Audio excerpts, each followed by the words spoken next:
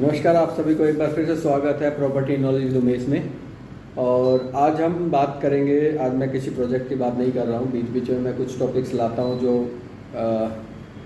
ज़रूरत है real estate के फ्यूचर के लिए। तो आज हम बात करेंगे कि फ्यूचर में रियल एस्टेट का क्या मूवमेंट रहेगा और कब क्या स्लो डाउन जाएगा या मार्केट ऐसे ही मूवमेंट बनी रहेगी, और जाएगा तो कब तक स्लो डाउन जाएगा, और नहीं जाएगा तो क्यों नहीं जाएगा, और जाएगा तो किस प्रॉपर्टी में जाएगा, किस में नहीं जाएगा। मैं आज पूरा डिस्कस आपको करूँगा, तो इस वीडियो को आप लास्ट तक देखते रहिएगा। और अगर आपने अभी तक चैनल सब्सक्राइब नहीं किया तो प्लीज़ चैनल सब्सक्राइब कीजिएगा, क्योंकि उससे हमें एनर्जी मिलती है और आप लोगों को सही इन्फॉर्मेशन देने की ताकत भी हमारे पास आती है। तो आज बात कर रहे हैं, सबसे पहले बात करते हैं रेजिडेंशियल प्रोजेक्ट की। तो रेजिडेंशियल प्रोजेक्ट में आज जो आप देख पा रहे हैं, नए जो प्रोजेक्ट लॉन्च हो रहे हैं वो अप्रोक्स लगभग 15,000 रुपये स्क्वायर फीट से लेकर और 22,000 स्क्वायर फीट तक का है। और साइजेज जो लॉन्च कर रहा है बिल्डर वो 1800 स्क्वायर फीट से लेकर और लगभग 4,500 स्क्वायर फीट तक का लॉन्च कर रहा है एरिया। और उसमें भी अगर लोडिंग की बात करें तो लगभग 40 से 50% की लोडिंग बिल्डर आज के दिन डाल के दे रहा है। तो अब बात करें कि क्या मार्केट 22,000 या 25,000 से ऊपर उठ के 30,000, 35,000, 40,000 स्क्वायर फीट पे जाएगी। तो अभी क्या है कि मार्केट बिल्कुल एकदम स्टैंड बाई पे 90 डिग्री चल रही है। और अगर हम बात करें कि फ्यूचर में, तो मेरे को नहीं लगता कि मार्केट फ्यूचर में ऐसे ही रन करेगी और अप्रिशिएशन देगी, क्योंकि इसका एग्जाम्पल है, सबसे पहले जो एग्जाम्पल मैं ले रहा हूँ, क्योंकि ये मार्केट आज फर्स्ट टाइम नहीं आई है, इससे पहले भी मार्केट आई थी 2011-12 में।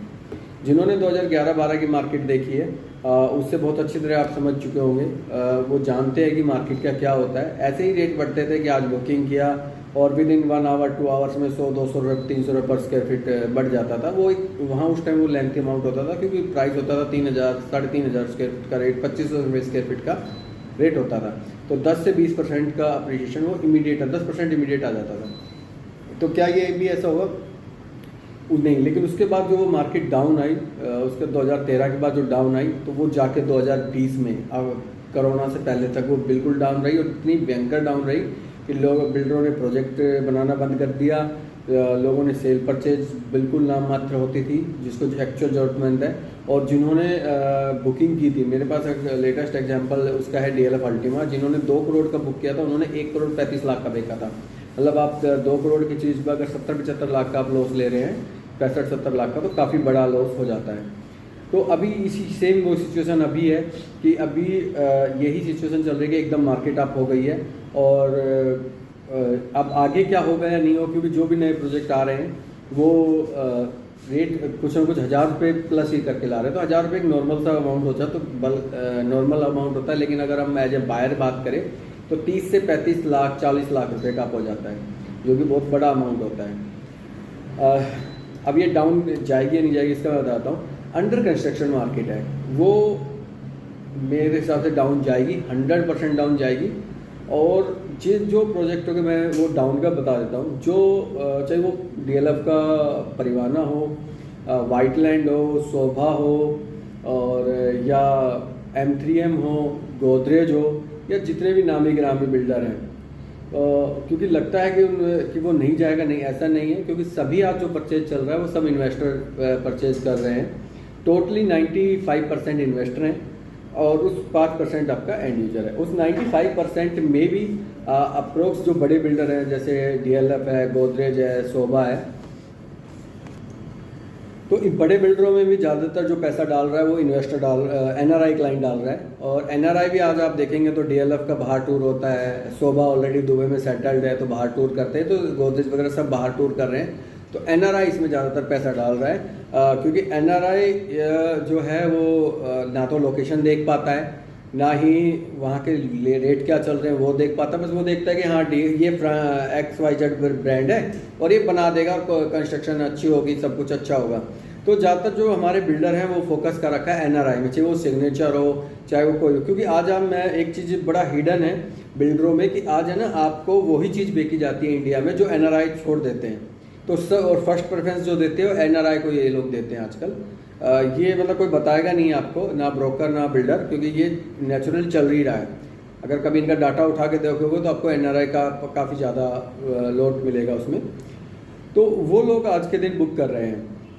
तो मार्केट में क्यों होगा, क्योंकि मार्केट में ज़्यादातर इन्वेस्टर है, इकोनॉमिक वर्ल्ड इकोनॉमिक पे डिपेंड होता है। ये कोई ऐसा नहीं है कि बिल्डर लॉबी ही डाउन जाएगी, वर्ल्ड इकोनॉमिक ऑलरेडी काफ़ी डाउन चल रही है। जैसे आपने पीछे कुछ सालों से देखा होगा तो फ्रांस है, यूरोप कंट्री काफ़ी पीएम तक भी चेंज हुए हैं, यूएसए उसकी इकोनॉमी काफ़ी डाउन चल रही है, क्योंकि हमारा जो यहाँ इंफ्रास्ट्रक्चर डिपेंड है, ज़्यादातर कॉर्पोरेट ऑफिस डिपेंड है, वो इंडिया से बाहर पे डिपेंड है, बाहर के बिजनेस पे डिपेंड है। और इंडिया में भी कोई ऐसा नहीं है, क्योंकि इंडिया में जो आपका इंडियन करेंसी है वो डॉलर से कंपैरिजन बढ़ती जा रही है। तो इसका रीज़न है, बट मैं इकोनॉमिस्ट नहीं हूँ तो मैं इसको आपको ब्रीफली ज़्यादा नहीं बोलूँगा, आप खुद समझ सकते हैं जो है या नहीं है डाउन।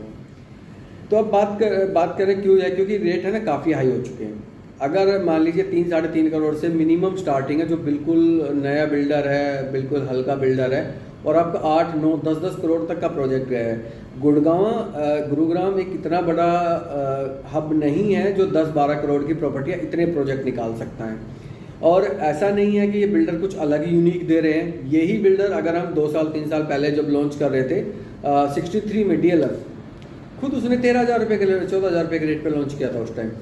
तो आप ऐसा नहीं है कुछ एक्स्ट्रा लगा के दे रहे हैं ये लोग, बस ये है कि मार्केट रन कर रही है तो बस कर लो। अब कैसे डाउन जाएगी, क्योंकि अब आता है ब्रोकर्स का खेल। ब्रोकर भी काफ़ी एक्चुअल में ना एक्टिव नहीं है, चटक हो गए हैं, तेज हो गए हैं, और एक्सपीरियंस भी नहीं है उनको।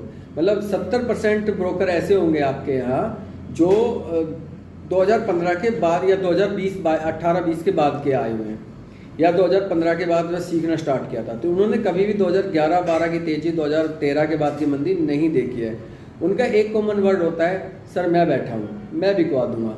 नहीं, कोई कितना बिकवा देगा, एक नहीं बिकवा सकता वो बंदा, क्योंकि ज़्यादातर जो ब्रोकर्स काम कर रहे हैं वो फ्रेश बुकिंग पे कर रहे हैं, उनको रीसेल आती नहीं है।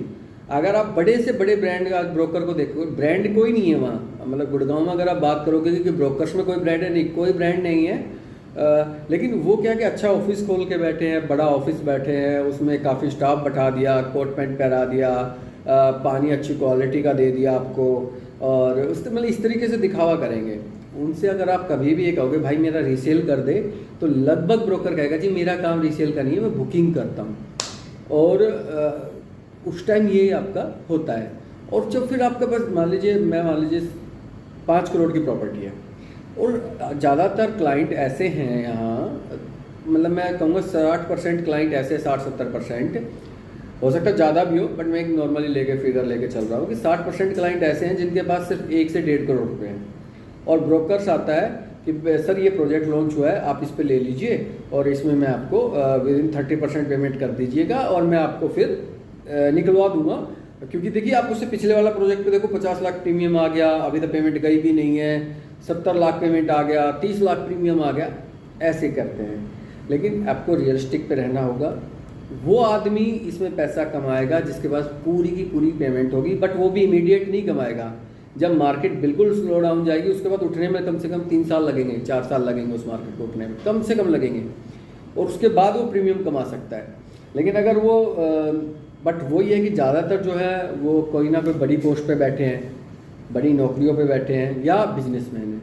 तो अगर इकोनॉमिकली रिसेशन आएगा तो वो इफेक्ट उन्हीं पे ही पड़ेगा सबसे ज़्यादा, पैसे वालों पे ही सबसे ज़्यादा पड़ता है इफेक्ट। तो उस चीज़ में आप ब्रोकर से बिल्कुल बचें। और ब्रोकर 30% की क्यों कहता है, वो इसलिए कहता है 30% की कि जो बिल्डर है वो 30% के बाद ही ब्रोकरेज रिलीज करता है, इसलिए आपको 30% कह के वो चलते हैं। और उसके बाद आपका 30% हो, उसका फ़ोन फान उठाना सब कुछ बंद, और जय श्री राम, और जमुना चलती है।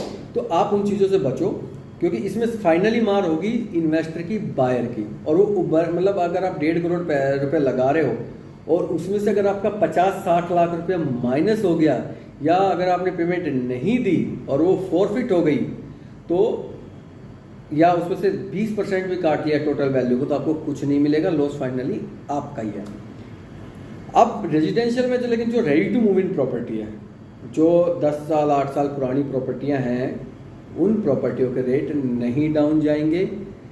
अगर गए तो स्टैंड बाय पे कुछ दिन रह सकता है। रीजन है उसके पीछे कि उन प्रॉपर्टियों में ज़्यादातर एंड यूजर हैं, लगभग 70 से 80% उन सोसाइटियों में एंड यूजर आते हैं। और या फिर जिन्होंने सबसे पहले बुक किया था 2020-21 के स्टार्टिंग में जो प्रोजेक्ट बुक किए थे वो भी डाउन नहीं जाएंगे, वो लगभग स्टैंड बाय पे खेलते रहेंगे उनको। लेकिन जिन्होंने आप बुक कर रहे हैं कम से कम 2000 से 3000 रुपये स्क्वायर फीट का डाउन जाएगा ही जाएगा, ये 101% मैं आपको कंफर्म कर रहा हूँ। आने वाले टाइम में आप इस चीज़ को देख लेना आराम से। और जो मार्केट का रियल एस्टेट का डाउन जाना वो नॉर्मली अपार्टमेंट पे ही इफेक्ट डालता है। दूसरी बात करते हैं, ये तो हो गए रेजिडेंशियल अपार्टमेंट की। अब आते हैं प्लॉट्स पे। रेजिडेंशियल प्लॉट्स पे फ़र्क ज़रूर पड़ेगा, लेकिन वो इतना ज़्यादा नहीं पड़ेगा, क्योंकि एक साल से पहले का मतलब एक साल से अगर हम पीछे चले जाए तो कुछ ज़्यादा अप्रिशिएशन आया नहीं है प्लॉट्स में, अब जाकर रेट बढ़े हैं। हाँ, ये है कि 2020 में जिन्होंने 50,000 60,000 की बुकिंग की थी वो 2 लाख तक पहुँच गए हैं। वो एक्चुअली उसका रीजन है उसके पीछे, क्योंकि प्लॉट्स अब गुड़गांव में कम आ रहे हैं। तो हालांकि उस पर उन पर इफेक्ट थोड़ा सा पड़ेगा, पर इतना ज़्यादा नहीं पड़ेगा जितना अपार्टमेंट में पड़ेगा। हो सकता है स्टैंड बाय पे रहे, हो सकता है 15-20 हज़ार रुपये पर स्क्वायर यार्ड में कमी आए, बट वो एकदम 50% पेमेंट नहीं होगी, खैर अपार्टमेंट में भी नहीं होगी।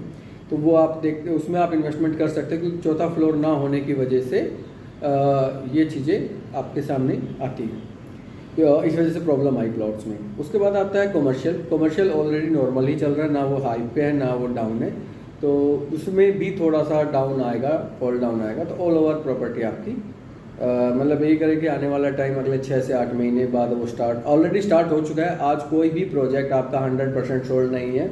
जो भी बिल्डर कहे कि मेरा प्रोजेक्ट सोल्ड है, उसमें एक कहानी है कि उन्होंने अपनी कंस्ट्रक्शन कॉस्ट के अमाउंट प्रॉपर्टियाँ बेच दी है, बाकी उन्होंने होल्ड रख लिया है और इसीलिए वो सोल्ड दिखाते हैं। लेकिन आज के दिन अगर हम पिछले 6 महीने से जो प्रोजेक्ट लॉन्च हो रहे हैं, जो रात को 4-4, 5-5 बजे 3-3 बजे लाइनों में खड़े होने वाली कहानियाँ, मतलब बेवकूफ़ वाली कहानियाँ कह सकते हैं उसको, कि एकदम चीज़ खरीद रहे हैं ऊपर से हम ही लाइन में लगे, ये कहाँ का रूल है?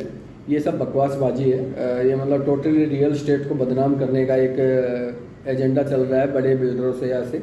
तो ये ऐसा नहीं है, और ना ही मार्केट बिल्कुल पीक पे है। अगर आप अभी में पैसा लगाते हो तो मेरा सजेशन ये है कि अभी पैसा मत लगाइए, अभी आप रुक जाइए, कम से कम दिवाली तक तो रुक जाइए। दिवाली तक आपको बहुत ज़्यादा क्लियरिटी आ जाएगी। और अभी भी जो ब्रोकर ये कह रहा है ना आपको कि जी नहीं मार्केट बहुत तेज़ है, उसको बैक हैंड पे पता है कि मार्केट डाउन हो चुकी है, ऑलरेडी स्टार्ट हो चुका है। अगर आप गोल्फ कोर्स रोड पे देखें ना या एक्सटेंशन रोड पे देखें तो आपको वहाँ से आइडिया लग जाएगा। हाँ, अभी नए प्रोजेक्ट इसलिए लाना मजबूरी हो रहा है बिल्डरों को, क्योंकि बिल्डरों के खर्चे ज़्यादा हैं और बिल्डरों ने अब उनके पास काम है नहीं, तो वो अभी स्टार्टअप लेना चाहते हैं। ठीक है, तो बस यही है कि अगर हाँ, और उन ब्रोकरों से भी बचें आप जो ये कहते हैं जी मैं बैठा हूँ, कोई नहीं बैठा हुआ है। फ्यूचर अभी बहुत गंदा निकलेगा, और लगभग जो ब्रोकर से आपने बुकिंग लगाई है लगभग 50% ऑफिसेज बंद हो जाएंगे, क्योंकि उनके पास ना तो रीसेल करते हैं, ना उनको ज़्यादा एक्सपीरियंस है, और खर्चे उन्होंने ज़्यादा बढ़ा लिए हैं अपने, तो वो ज़्यादा दिन सर्वाइव नहीं कर पाएंगे। और आजकल तो क्या हो गया, गली गली में ब्रोकर बैठे हैं, ऑफिस सोसाइटियों में जो मतलब हस्बैंड काम कर रहा है, लेडीज़ ब्रोकर्स का काम कर रही है, उनको बिल्कुल नॉलेज नहीं है। तो मेरा रिक्वेस्ट है कि आप हमेशा उसी बंदे से लें, उसकी किसी भी प्रॉपर्टी को परचेज कर रहा हो जो रीसेल करता हो, क्योंकि कल को अगर इन्वेस्टर को बेचना है तो उसको उसके पास जाना पड़ेगा। तो उससे पहले से रिलेशन बना के चलो, और वो आपको एक रेट भी ठीक देगा और चीज़ भी वही दिलाएगा जो वो खुद बेच सकता हो। सबसे पहला आंसर यही है आपके क्वेश्चन का। अदरवाइज जैसे मैं फ्रेश बुकिंग करता हूँ, मेरे लिए आप मरो जियो कुछ नहीं, मैंने बुकिंग चेक उठाया दिया, और उसके बाद आपकी टेंशन शुरू, बेचना नहीं बेचना आपने जानना, मेरे कोई टेंशन नहीं है, क्योंकि मैं करता ही नहीं रीसेल। अगर मैं रीसेल करता हूँ तो मैं वही चीज़ दिलाऊंगा आपको, जनरली मैं करता भी हूँ रीसेल, तो मैं वही चीज़ दिलाता हूँ आपको कि जो मेरे को लगता है कि यार मार्केट ठीक है, ये बेच सकता हूँ, मैं अपने नज़रिए से देखता हूँ। तो आपको, लेकिन वो ब्रोकर आपको लिमिटेड मिलेंगे, वो आपको गली गली में दुकानें खोली हुई नहीं मिलेंगी, वो आपको रोड पे खड़े हुए ब्रोशर लिए हुए नहीं मिलेंगे वो लोग, क्योंकि उनका ना अपना काम है अलग तरह, क्योंकि उनके पास रीसेल भी है, तो इसलिए उनके पास टाइम ही नहीं है रोड पे खड़े होकर पूरा दिन एक क्लाइंट अटेंड करना। उनके पास आते हैं, बैठ के कॉलिंग करते हैं डाटा पे, उसके बाद वो विजिट कराते हैं, तो उनके पास बहुत काम होता है। तो मेरा ये मतलब यही सजेशन है आपको कि आप पैसा मत लगाइए कोई भी प्रोजेक्ट पे, अदरवाइज आप फंसेंगे 101। जो अभी पिछले 3 महीने 4 महीने से जिन्होंने पैसा लगाया है वो 100% फंसेंगे, और मार्केट बिल्कुल डाउन जाएगी, संभालने वाला नहीं होगा। और कभी किसी को ये डाउट है कि भाई इलेक्शनों के बाद ही होगा, नहीं, ऐसा इलेक्शन का कोई इफेक्ट नहीं पड़ेगा, क्योंकि इसमें चाहे कांग्रेस आए चाहे बीजेपी आए, कोई फ़र्क नहीं पड़ेगा, क्योंकि मार्केट चलती है वर्ल्ड लेवल पे। क्योंकि ज़्यादा कॉर्पोरेट में वर्किंग है वो आपकी बाहर की कंपनियों पे डिपेंडेंसी आती है, हमारे इंडिया में स्लो डाउन ऑटोमेटिक वहीं से आता है, ठीक है। और अगर आप इसका जीता जागता एग्जांपल है तो जो जिनकी अब की बार काफ़ी कंपनियों ने सैलरी भी नहीं बढ़ाई है, काफ़ी लोगों ने प्रमोशन दिया होगा बट सैलरी नहीं बढ़ाई है उन्होंने, और बढ़ाई हुई तो नाम मात्र ही बढ़ाई है। तो बस इसी के लिए मैं इस वीडियो को अब यहीं एंड करता हूँ। सिर्फ इतना बताना ही मेरा मकसद था, क्योंकि अभी ये मैं थोड़ा सोच ही रहा था कि बताना ज़रूरी है, क्योंकि काफ़ी मेरे जो लिसनर हैं और मतलब कोई भी लगा लो मेरा ना भी सुनने वाला हो, लेकिन एक ये तो है कि मैंने 2012-13 की जो देखी है ना, जो लोगों को रोते हुए देखा है, जो बेचारों को मतलब ऐसा कंडीशन हुआ है कि सेलर बायर के घर में गया प्रॉपर्टी देने, भाई ले ले मेरी प्रॉपर्टी, भाई इस रेट पे ले ले, कोई नहीं ले ले, ये मैंने खुद देखा है लोगों को। तो वो कंडीशन आप लोगों की ना हो, और तो इसीलिए मैं आपसे रिक्वेस्ट करूँगा कि अभी देख के तो वही पैसे लगाएं जिसका पूरा फंड हो, अगर लगाना है। अदरवाइज़ वेट कर लें 1 साल 1.5 साल, उसके बाद आप प्रॉपर्टी लें। जो आपका फंड है तो आप स्लो डाउन में प्रॉपर्टी लें, तो आपको 2 पैसे का फ़ायदा भी होगा। तो बस इसी के साथ आपको इस वीडियो का एंड कर रहा हूँ, और प्लीज़ चैनल को सब्सक्राइब करें, लाइक करें, और बस उम्मीद करता हूँ कि मैंने जो कहा होगा ठीक कहा होगा। अगर कोई गलती से कुछ वर्ड गलत बोला तो उसके लिए सॉरी। बस इसी का प्रॉपर्टी नॉलेज विद उमेश में आपका एक बार फिर से धन्यवाद है।